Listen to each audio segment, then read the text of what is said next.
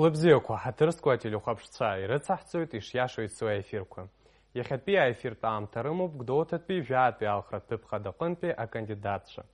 Здравствуйте, уважаемые телезрители! Сегодняшнее эфирное время на канале Абхазского телевидения предоставлено кандидатом в депутаты парламента Республики Абхазия от Гудаутского избирательного округа номер 18. В Гудаутском избирательном округе номер 18 зарегистрировано 3 кандидатов. И один из них сегодня у нас в гостях. Руслан Валерьевич, здравствуйте. Здравствуйте. Гагулья Руслан Валерьевич окончил современный гуманитарный университет по специальности менеджмент, а также Сухумский открытый институт по специальности экономика и управление курортами и туризмом, руководитель благотворительного фонда Гудаута, депутат Гудаутского районного собрания, ученик духовной семинарии Нового Афона. Руслан Валерьевич, перед тем, как мы приступим к нашей беседе, позвольте ознакомить вас с форматом нашей сегодняшней встречи. В первой части вам предоставляется 2 минуты для приветственного слова, в котором вы можете рассказать о своей предвыборной программе, о себе или о том, почему вы решили баллотироваться в парламент. Таймер будет установлен на экране. Во второй части мы перейдем к обсуждению актуальных тем. И в завершении нашей встречи вам будет предоставлена еще 1 минута эфирного времени уже для заключительного слова. Итак, Руслан Валерьевич, ваши 2 минуты для приветствия. Добрый вечер еще раз. Выборы – высший законодательный орган страны, очень важное для Республики Абхазия событие. Потому что от того, кому окажут доверие избиратели, зависит то, как проработает Народное собрание в ближайшие 5 лет. Зависит от того, насколько люди опытные, насколько люди ответственные, насколько люди порядочные, какой за ними жизненный путь, имели ли они раньше возможность послужить государству, какие итоги их служения. То есть, если это новые кандидаты, то есть сейчас идет очень много молодежи, что не может не радовать. Либо если избирались в предыдущие, созывы, то какие итоги их деятельности. Если молодые, то насколько их знают в тех районах, которые они представляют, в тех избирательных участках, которые они представляют. Я вырос в своем. То есть это мой родной город, это мой родной дом. Результатом моего выдвижения является коллективный кредит доверия моих горожан. Они знают меня и по предыдущей работе, в районном собрании. И я с ответственностью и уважением принял, их, в этом случае их мнение. Со своей стороны хочу сказать, что очень сложно. У меня небольшой опыт, 8 месяцев, но 8 месяцев жарких баталий в районном собрании. И на сегодняшний день мы сталкиваемся по Гудаутскому району с такими проблемами, которые муниципальное собрание решить не в состоянии. А по сути дела решать их надо. Все это, в принципе, явилось итогом того, что я выдвинулся в кандидаты. По большому счету так. Можем продолжить, а дальше я уже раскрою тему, дальше мы уже побеседуем. В формате беседы мне будет проще, это мой первый эфир. Так что... Спасибо большое. На этом первая часть нашей встречи завершена, и мы переходим к обсуждению актуальных тем. Давайте.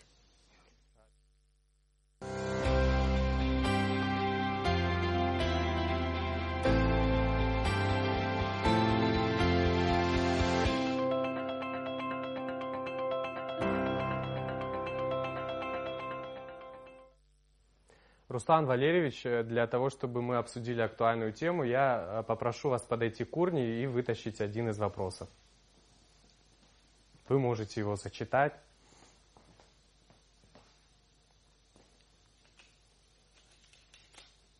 Репатриация. Я повторю. Итак, первая тема для обсуждения – это репатриация. На самом деле этой теме уделяется очень много внимания, особенно в последнее время в связи с известными нам всем событиями. Вообще, каково ваше личное отношение к теме возвращения наших соотечественников? Мое личное отношение к теме возвращения положительное. Мы всегда рады сынам и дочерям нашей Родины, которые уже давно находятся за рубежом, несколько поколений. У нас большая диаспора, значит, и в Турции, и в различных странах мира очень много проживает наших соотечественников. Другое дело, насколько мы можем их здесь интегрировать в жизнь общества. Это очень важный вопрос. Потому что те места, откуда они имеют свой собственный культурный код, свой собственный быт, а здесь он у нас собственный. У нас, значит, не такие широкие возможности в нашей экономике, чтобы на сегодняшний день начинать огромные волны репатриации, как это было, условно говоря, в Израиле, где очень мощная диаспора тоже способствовала этому процессу. В этом направлении нужно двигаться. К сожалению, сейчас в таких странах, да, как Сирия, идет серьезный конфликт. И здесь возникает вопрос безопасности. Много людей, приезжающих сюда, возможно, да, можем ли гарантировать мы, что они не принимают участие на стороне, да, радикальных сил?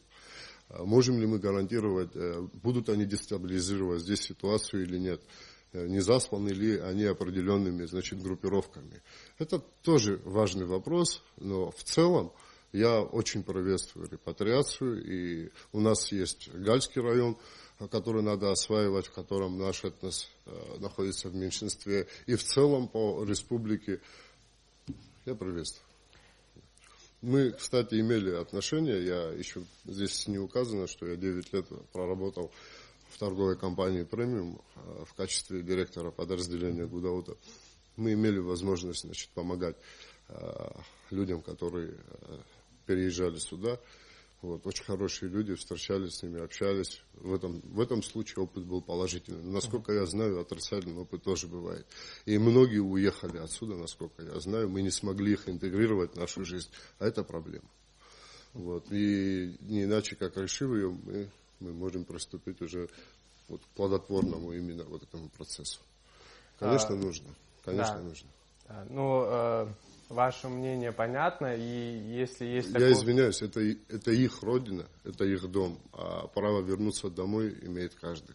Но и ответственность нахождения в доме тоже должен нести каждый. Вот примерно такое мое мнение. Ваше мнение понятно. Если вы не против, мы можем достать еще один вопрос, еще одну тему и перейти к ее обсуждению. Для этого, да, опять попрошу подойти.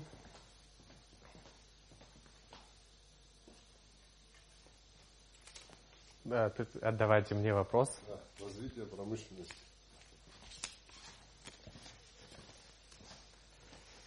Я зачитаю еще раз. Вторая тема для обсуждения – это развитие промышленности Абхазии. Тут, учитывая округ, от которого вы баллотируетесь, насколько я знаю, в свое время в Гудауте работало порядка 14 промышленных предприятий. Производственных предприятий, да. Что с ними стало, почему и как вы вот сквозь призму именно Гудаутского района, как можно развить вообще промышленность республики в целом? Это было в советские времена, была большая страна, был огромный рынок. Вот, и вообще другая система экономическая была. На сегодняшний день эти 14 предприятий, естественно, находятся в упадке. Кое-какие вообще отсутствуют напрочь, то есть вместе с фундаментом. Но по большому счету развитие промышленности в Абхазии, оно, естественно, нужно, естественно, важно, но важнейшим фактором в этом является рынок сбыта. Естественно, что мы не можем развивать там, да, сталелитейную промышленность, там, какую-то тяжелую промышленность. Нам нет смысла в этом. Но какие-то более легкие отрасли мы можем. Опять-таки же все зависит от рентабельности. Вот здесь государство должно идти навстречу, привлекать инвесторов, дать им четкие правила, значит, игры здесь у нас на территории, чтобы они понимали, что их законные интересы будут соблюдены. И инвесторы со своей стороны должны быть промониторены, чтобы не оказались аферистами. И тогда развитие промышленности, оно вполне возможно.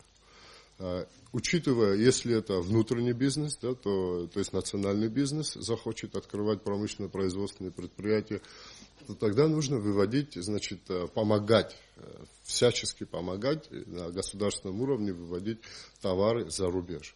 Потому что наш внутренний рынок сбыта небольшой, и, по сути дела, каких-то серьезных, колоссальных успехов в промышленных предприятиях в рамках Абхазии быть не может. Исключения составляют, условно говоря, там сельскохозяйственная, да, сфера и предприятия сельхозного значения, но в принципе к промышленности они прямого никакого отношения не имеют. Как бы так, естественно, надо. Естественно, надо. Спасибо. Вообще, по идее, следующая часть нашей встречи отведена дебатам, но так как сегодня присутствуете только вы, мы сразу перейдем к вопросам от ведущего. И первый мой вопрос связан также с Гудаутским районом. Да. Вы были депутатом Гудаутского районного собрания. И расскажите, с какими наиболее острыми проблемами на сегодняшний день сталкивается район, жители района? И есть ли у вас четкое видение, что ли, решения этих вопросов? Есть. Проблем много. У нас есть проблемы и с дошкольными учреждениями, есть проблемы и с образованием, есть проблемы и, условно говоря, с мусором. Да, это известная на всю Абхазию гудаутская свалка, которая на сегодняшний день находится на берегу моря, отходы которого попадают, значит, в море, и люди, которые живут вокруг, живут в экологически неблагоприятном районе, и эту ситуацию надо менять.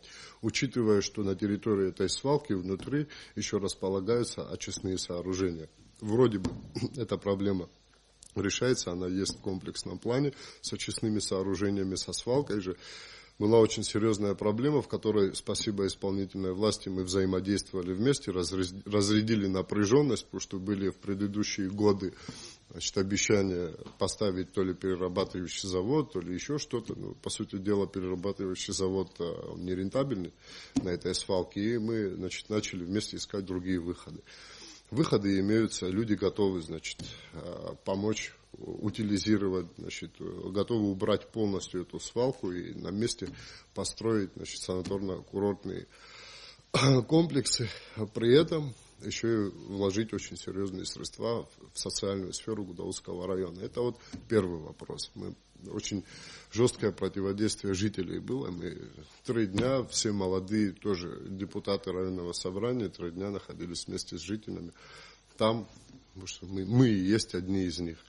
Вот. По сути, этот вопрос мы решаем. Все вместе решаем и довели до высшего руководства страны. И спасибо большое, очень внимательное отношение к этому вопросу. Второй вопрос, с которым мы сталкиваемся, это проблема авиагородка.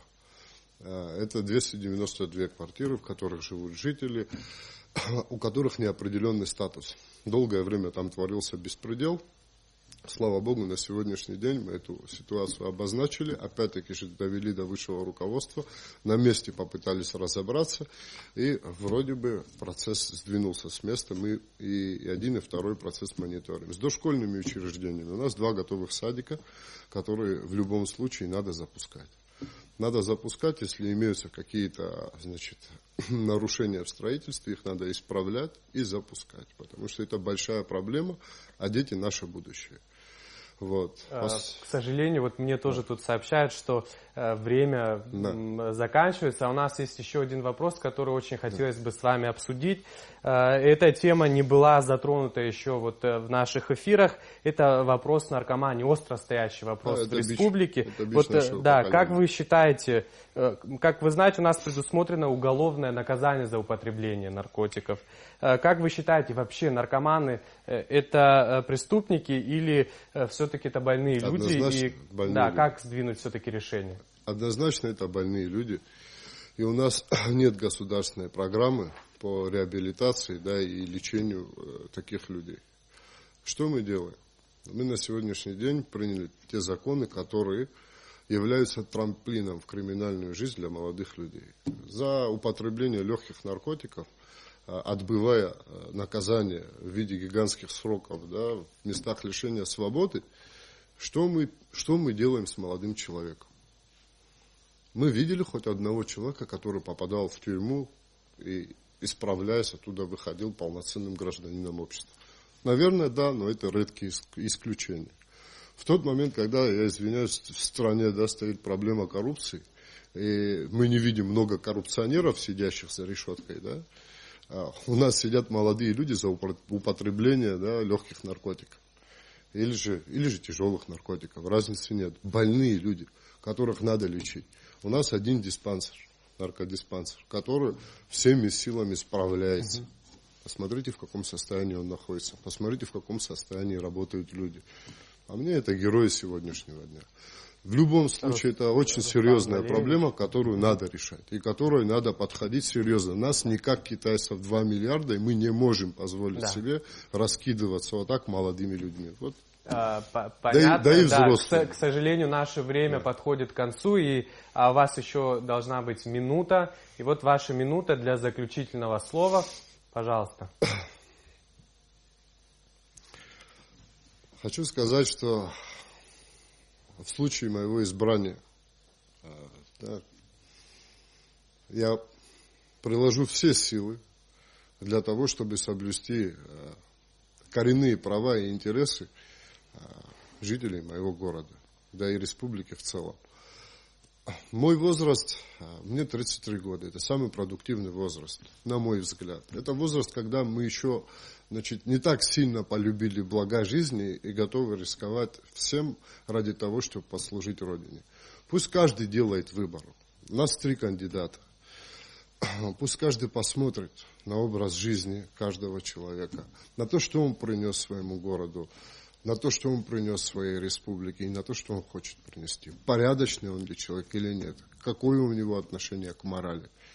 Какое у него отношение к людям? Находится ли он в контакте со своим городом, со своим избирателем? Несет ли он ответственность за это? Вот мое пожелание. У нас очень умный и очень стойкий, многострадальный народ. И я не сомневаюсь, что он сделает правильный выбор. Вынужден сообщить вам, что ваша минута закончилась. На этом наша встреча подошла к концу. Большое вам спасибо, что пришли, нашли время. Уважаемые телезрители, я напоминаю, что сразу после небольшого перерыва в эфире Абхазского телевидения будет очередной раунд дебатов с участием кандидатов в депутаты Народного собрания Республики Абхазия от Пицунского избирательного округа номер 9. Не переключайтесь.